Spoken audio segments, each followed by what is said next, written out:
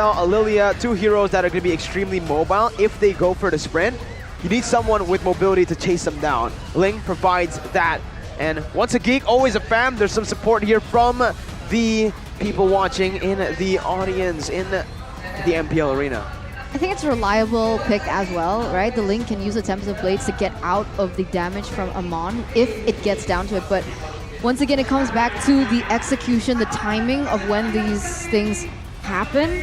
And I'm curious, in your opinion, when it comes down to those neutral objective contests, how things will actually pan out.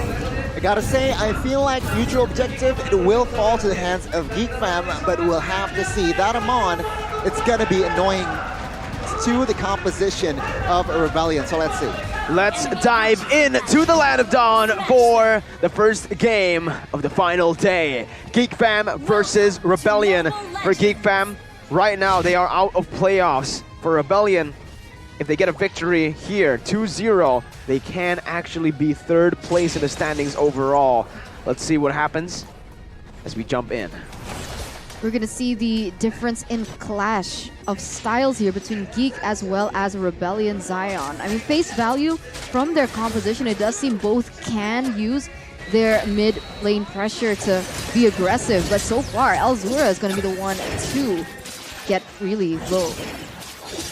Well, it seems like here, Geek Fam, it's quite clear that their composition is more the pick-off style. Here with Franco, with Amon, but perhaps also with that Bakito, their pick-off potential is just so high. Meanwhile, Rebellion Zion, they're going for the other route. Flawed, they will go for the team fight here, apart from that link. So we'll have to see here different approaches from both teams, but I am curious here to see the early game from Geek Fam. I expected more pressure from them. Yeah, and early on, you know, Rebellion Zion are able to actually get a goal lead early on. This is very interesting, right? And Dyron is playing this lane very well. He's actually freezing the waves here for Fearless to actually look for perhaps a gank. As Luke is just not going to be baited towards that lane. He's just going to go for a few little hits. But again, it's just small victories for Rebellion right now in the early stage of the game. Again, Geek Fam here, they are eyeing for that turtle. They are rotating towards that. And Fearless is still, perhaps he will rotate bot side. But we'll have to see here, the setup. It seems like Rebellion Zion, they are slightly behind. Okay, Dyron jumps in with the Falling Star Moon, locking down a QT, who's still going to be able to get out as Luke jumps in with a knockout strike onto Val. Sway low now, trying to run away. Dyron in the midst of it all, going to be caught there by the Endless Charge, but the Cult Altar is placed perfectly by Sway Low. Dyron still able to survive, Sway Low as well. Whoa. A lot of resources burnt out. Sway Low taken low. Luke has the damage, goes in for the flicker onto Val, gonna be stunned up, but he gets first blood. Retribution battle, and it's Fearless who actually wins it out. He's jumping in everywhere across the map onto Elzura, who's 1 HP. Luke now caught very low, taken down by Dyron. Rebellion secure a 2-for-1. 1 kill. Oh my god, down prediction by X. All Geek Fam.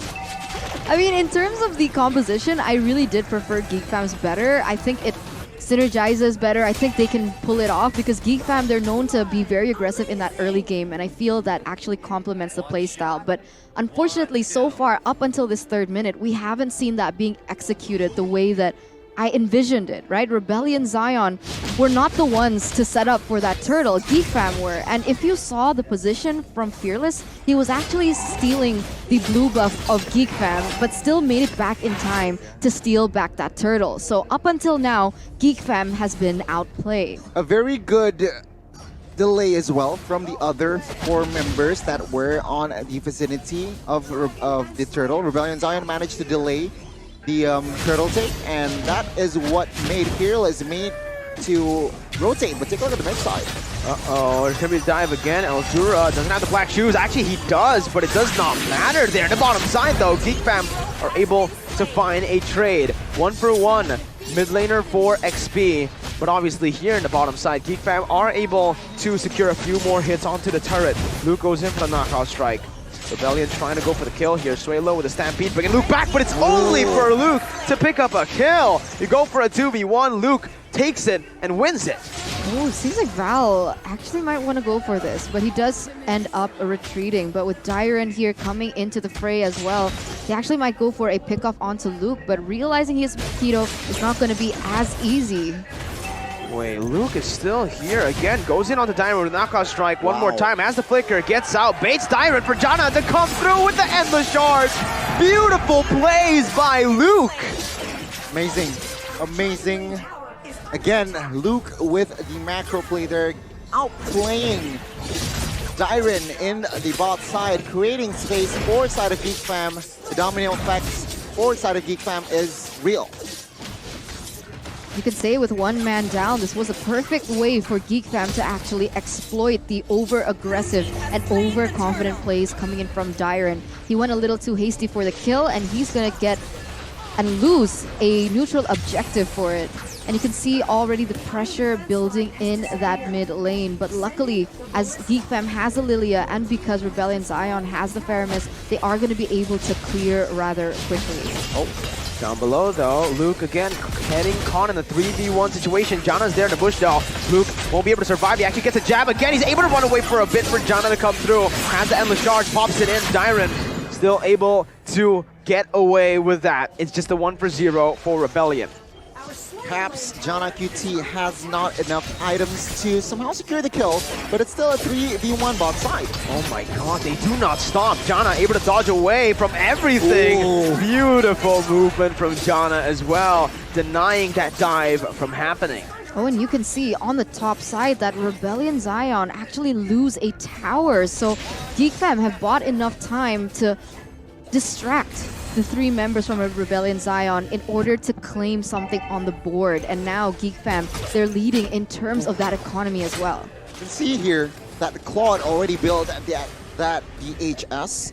So power, there is some power, but to win team fights, they need more time to go to the top side.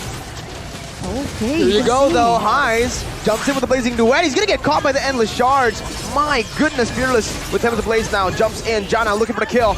Able to pick it up. It's a massive trade so far for Rebellion, but Jana doesn't want to give it over. Highs is actually able to dodge away from the Endless Shards earlier. Jana taking low. Jana, oh my goodness gracious, Jana QT with the maneuvers to dodge away from everything.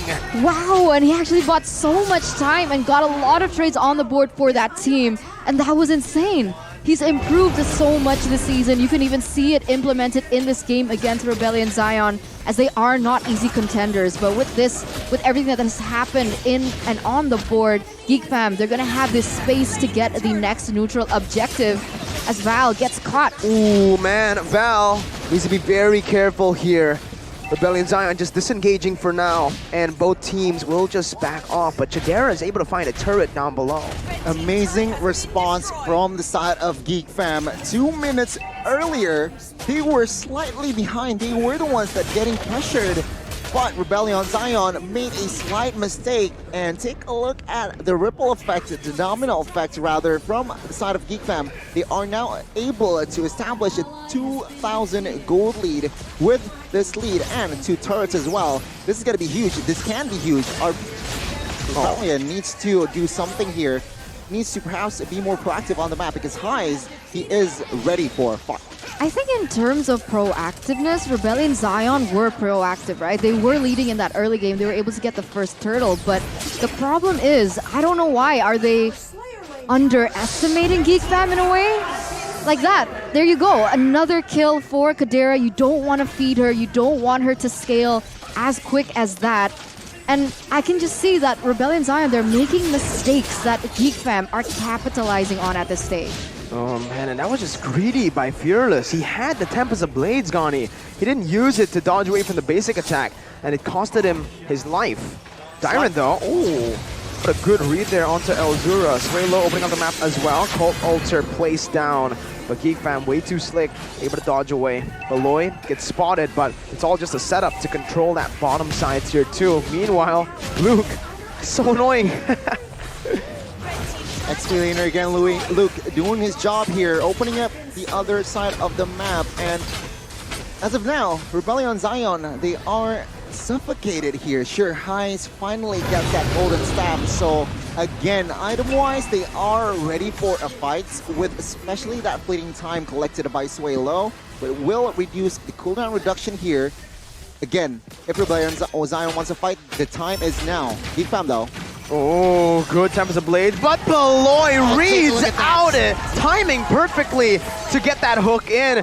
Geek Fam will take this. It's a 1-for-1, a jungler for a roamer. Meanwhile, up top, Geek Fam, they know what to do. They go in for the Lord. Val targeted by Luke. Jana going in onto that Lord. Rebellion Zion don't want to give it for free. Rebellion Val is going to be able to get the I'm offended. The Cold Altar place as well as the Wombo combo comes in. But the Retribution as well from Jana is able to secure it. Luke, caught in the midst of it all, goes in for the knockout strike again. My God, what's gone into Luke? Man, the only thing I can say is Geek Fam looking very, very sharp in everything that they've been able to accomplish for the past few minutes, right? They're able to have the pressure on those side lanes as it just keeps pushing into Rebellion Zion. They were able to get a really good trade onto Fearless to set up for that Lord take. Everything has just been so on point, so beautifully done. And Rebellion Zion now are forced to face the consequences. They need to pick their battles here. Rebellion Zion, Geek Fam, they are in full control. Again, they have a pick-off style of composition. They extract that composition to its full effect. Now with the slower push, again, all tier 2s will fall. Oh my God, even at that top side, Luke, oh my God, he has the flicker there. He didn't use it. Oh my, dude, this Paquito is pretty crazy right now. He's so ahead. It's really crazy, and with this Lord, they might look for a base bot side, but Rebellion Zion, again, they have a good high ground, so it's not penetrable just yet.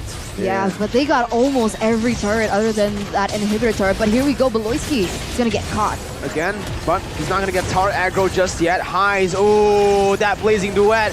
He used it, but it was canceled out because of the damage coming in to cancel that Cold Altar. And Fearless actually gets caught there, I think in the top side. Meanwhile, Sway Low by Chidera just gunned down. 2-for-0, Geek Fam. Maybe looking for the close here. Going on to the base turret, Val looking for the engage, but Beloy again with the Bloody Hunt. And the hook is able to lock Val down. Geek Fam looking for that top side now. With the first Lord, they're able to do so much.